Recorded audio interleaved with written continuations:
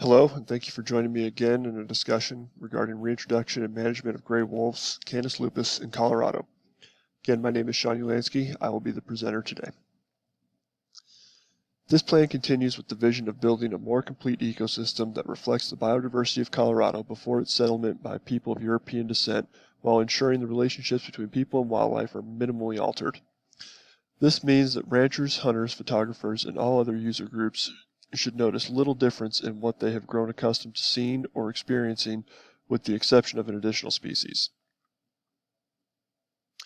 It's a complex plan that hinges on three main factors: location, timing, and magnitude of introduction. The location component comes down to two alternatives: using a single release site or using multiple release sites within a larger area.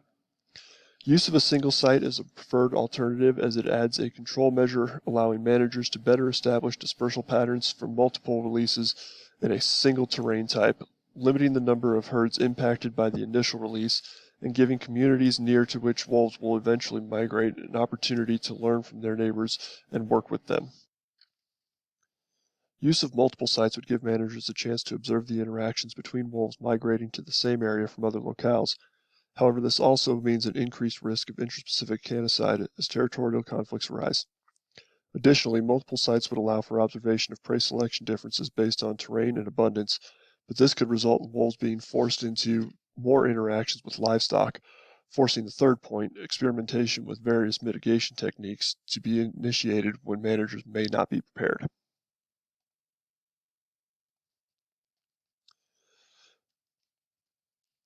Spring is not the best time to release wolves on a foreign landscape. Vulnerable prey populations at lower altitudes are good for the wolves, but this could spell disaster when considering the risk to pregnant cows and does and rut-depleted bulls and bucks. The summer migration may draw wolves to higher elevation and away from livestock, but the potential for ecological upset combined with impacts to other management plans eliminates this option. Contrary to other opinions, summer is the preferred alternative. It is true that heat stress is a greater factor for the wolves, but the introduction at higher elevations limits livestock interaction, ideally conditioning wolves to wild ungulates as prey, and when those have recovered from rut and brought pregnancies to term.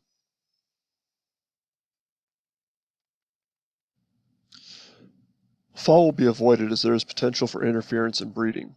Though other factors are good for the prey species and temperatures better for wolves, there must be a concerted effort to maintain ungulate populations.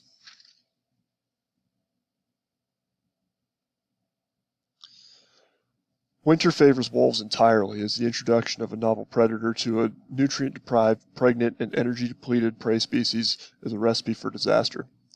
Furthermore, while livestock are more defensible at home in winter, the lower elevation of wild ungulates puts wolves at greater risk of conflict with humans.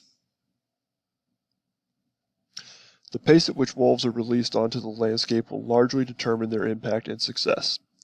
A fast-paced release of 30 or more animals over the course of a single year is least desirable as it leads to greatest chance of conflict with other wolves and humans alike, in addition to unknown impacts to prey populations.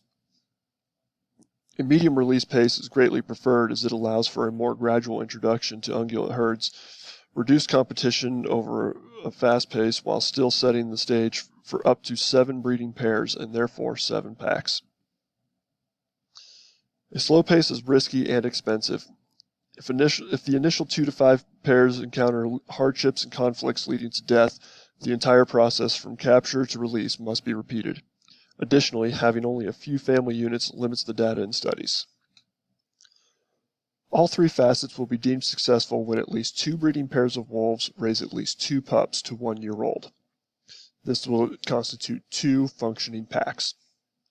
Success will also be measured in terms of maintenance of wild ungulate herd population objectives and by annual livestock depredation costs that do not exceed annual game damage costs seen currently. The following sources were cited in compilation of this presentation.